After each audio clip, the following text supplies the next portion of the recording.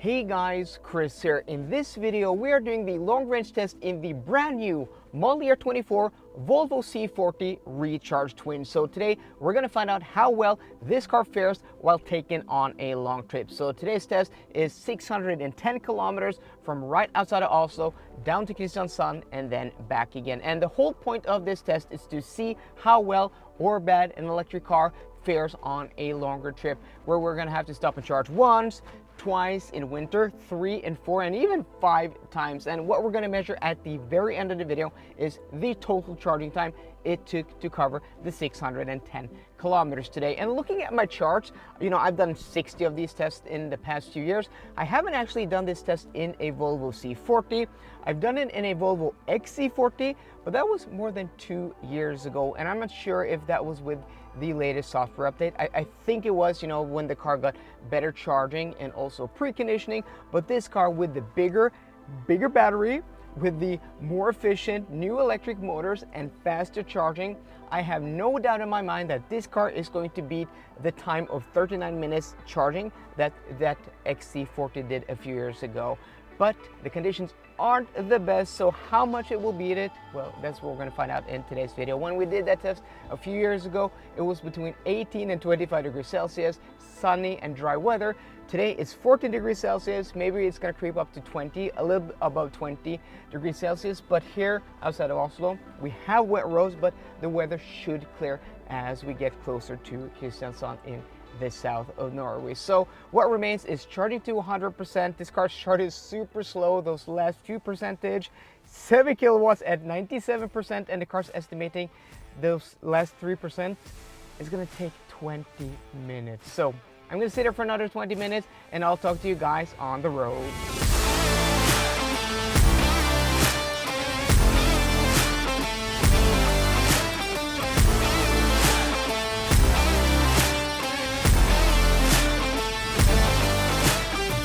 Okay, first update, we've now covered 126.9 kilometers and we are now ending the 4-lane motorway for this section of the E18 main highway in Norway from Oslo down to Kristiansand. As you guys can see here, there is actually construction here to my right.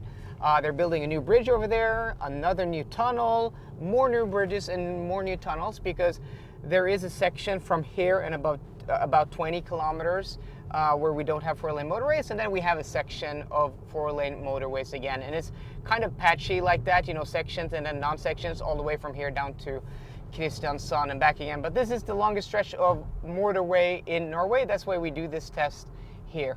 And then we can take a look to our left here. We have this beautiful fjord, this inlet here. I know the weather isn't the best, and now maybe you guys have a little better look. So let's take a look at the consumption. 23.4 kilowatt hours per 100 kilometers. Not the best. It's 16 degrees Celsius outside, so not too bad, but we've had, I think it's a little bit windy outside now. According to the wind mat, we do have a crosswind, so it shouldn't be, too bad for us. But I think we actually do have a little bit of a headwind, and you guys can see a little bit of drizzle, a little bit of, damp roads, not completely dry, but not completely wet, and that may affect the consumption just that a little bit. So the infotainment system, the route planner, one of the best in the business. I've talked about this several times before, and what's so good about it, it's super simple layout here.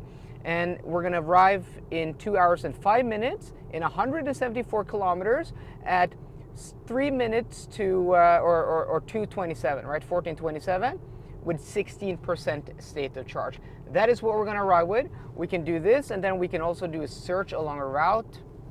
It's so simple and easy to use this, route planner.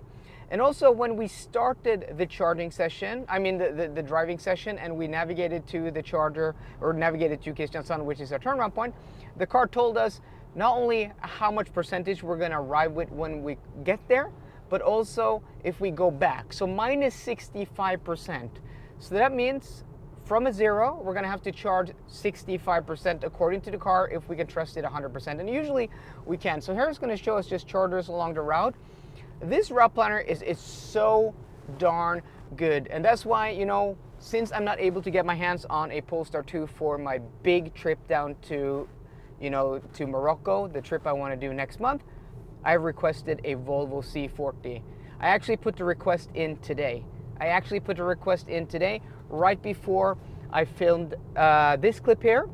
I talked to the guy at Volvo. They thought it was a good idea, and now they're gonna see if they can, get me a car for doing this epic 10,000 kilometer road trip. So if you don't want to miss out on videos on this car, on other electric cars I have coming in the next few weeks, and also an epic road trip from Norway to Africa, also to Casablanca. Maybe you want to go to the Sahara Desert. Let me know in the comment section down below. And also, if you don't want to miss out that, subscribe to the channel and also hit that notification bell and hit that thumbs up. So we're going to be able to get there with 17%. That means we're going to charge somewhere on our way back. I don't know yet. We'll find out when we get to Kristiansand. So I'll see you guys then, and then we'll discuss what charger and where to stop.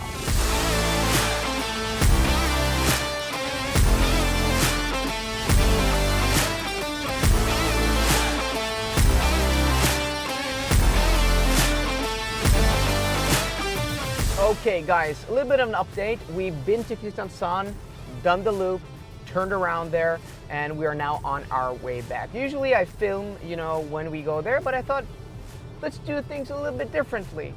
And just start filming on our way back. So when we left this morning or earlier today, the car estimated we would arrive back with minus 65%. The car is now estimating we're gonna arrive with minus 63% if we keep going. So obviously you can't arrive with minus 63%, so we're gonna have to do a charging stop. And I'm gonna do the route planner now, so I'm gonna do the voice command. So if you have a Google device, mute it now for just a few seconds. Hey Google, naviger til Esso-slependen. So what the car's gonna do now, it says minus 63% at arrival, and it says start route planning, and it's going to choose a charging station for us. So there's one right up the road here that initially is the one I planned for and I wanted to do, and it seems like the car also wants to do that charging stop. So if we I think if we press this here and then go to route alternatives, or press this one, it will show us the actual, how do we do this? This is a little bit confusing. Oh, there we go, I pressed that one. So it wants us to charge for 46 minutes. Yeah, that's a no-go. 46 minutes? Yeah, if we charge for 46 minutes and arrive with 12% back at our starting point, that is not good at all. No, we don't want to do that. So this is where I wanted us to stop and charge. We're currently at 15%, but I think if we go to, again, I'm going to do the route planning here. I'm going to do the voice command. So again, hey Google, naviger til Ragde Stoa. Okay, it says we're going to ride there with 1%, but it wasn't able to find the charger. So let's try this again. Hey Google, naviger til Ragde.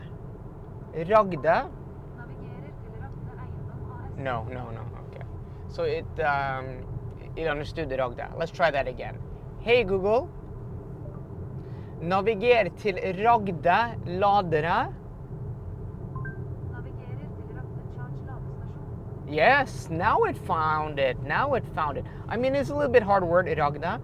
Okay, so the car's now estimating we're going to arrive there with 1%. 1% stated charge in 38 minutes. And if we press this again, it wants us to, does it say? It wants us to charge for 38 minutes. But I think there is a better strategy, because I did the 10 to 80% charging time and charging speed test in this car the other day. And going to 80%, yeah, this is a huge improvement over the old car, but it's not the fastest. But going from 10 to 50%, it's fast. 13 minutes. So if we're able to get there, which I do think we are, let's charge to 50%, and then we'll do a second charging stop, because then I think if we can do this correctly, we'll be able to do a total charging time for this trip in around 20 minutes. That would be amazing. And that would actually put this car at the top of the chart compared to other electric SUVs. And at about half the time than the XC40 with the old battery pack. That will be crazy. So first off, one thing at a time, we're gonna try to get to the rugged chargers in Stua Center. So yeah, I'm gonna continue on now and I'll talk to you once I get there. A little while since we have been here to these rugged chargers. We are here in Stua, here in Arendal. Like these big department stores. This is kind of like a strip mall. We went to one of these on my Germany trip, the last day in Sweden outside of Malmö, but we don't have a lot of these here in Norway. And luckily, these are never occupied, these rugged chargers. So this is 240, they have 180 over there, and then a 120. So check this out, guys.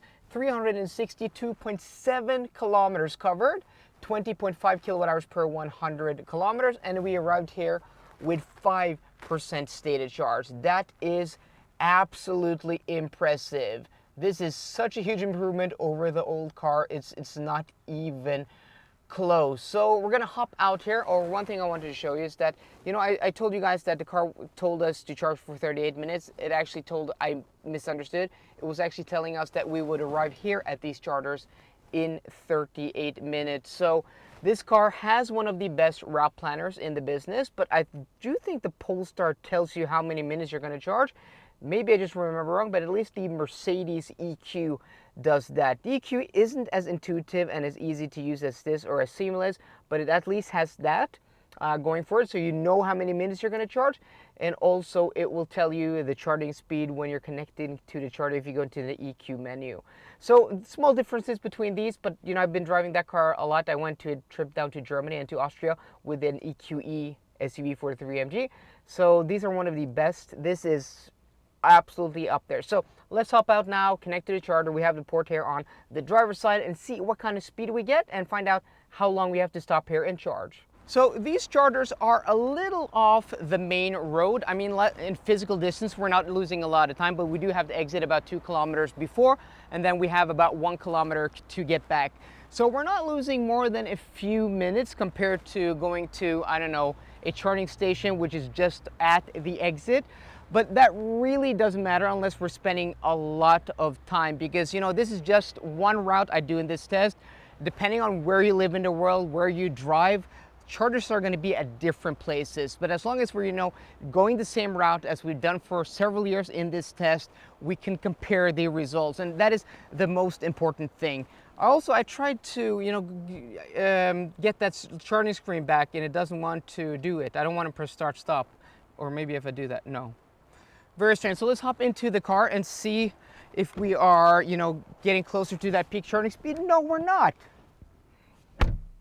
We're only getting 174 kilowatts. That is interesting. Why aren't we getting that peak? We've gotten the peak before. Okay, so that is going to add a little bit to the charging time. But let's do this now. This is really cool. So I've calculated a little bit off camera that if we go to like 60% may be enough.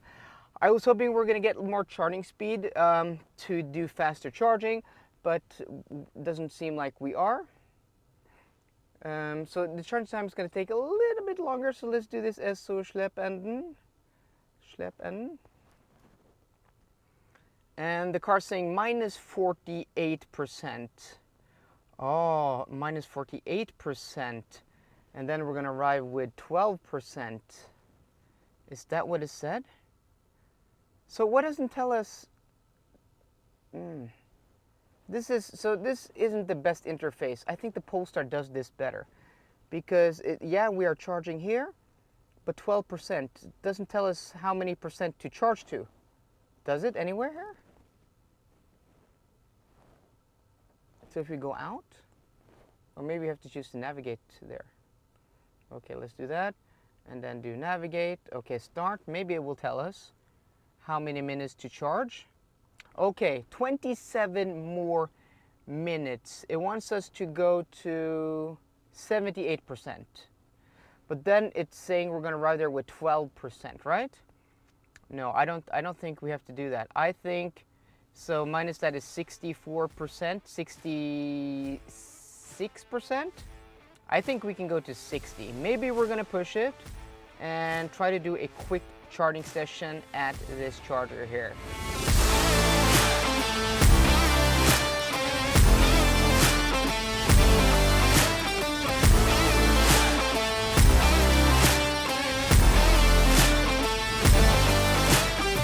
Welcome back to our starting point back here at SO in Schleppen, where we started this video earlier today. We're back here connected to a recharge charger, and we started this video at a recharge charger. Also, that is because this video is actually sponsored by Recharge. But what's interesting is that we connected here at 7% stated charge, and we immediately at 10% got 205 kilowatts. I don't know what it was with that rugged charger we charged at earlier today. I didn't even navigate to this charger, so the car didn't even have a chance to precondition the battery. Maybe it's the charging gods who knew that, well, Recharge is the sponsor of today's video, and they're like, we gotta make sure that Chris gets top speed while connecting to this charger. Or maybe it's because they have like more than 10 years of experience, 4,000 charging points across Norway, Sweden, and Finland, and they just have, you know, a lot of experience making chargers reliable and work as they should. Either way, this video is sponsored by them, and if you want to support the channel, go to the link in the description box down below and find out where your closest recharge charger is.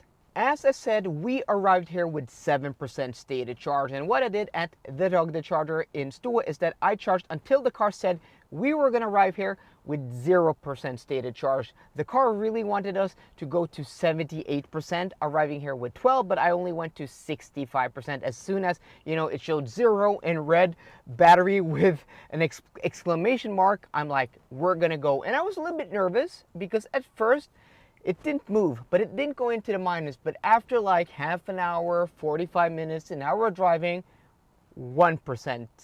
And then it said we're gonna ride with 2, and then 3, and then 4, and then 5, like with 100 kilometers left and an hour left. And I'm like, yeah, that's not going to be a problem at all. And as I said, we arrived here with 7% state of charge.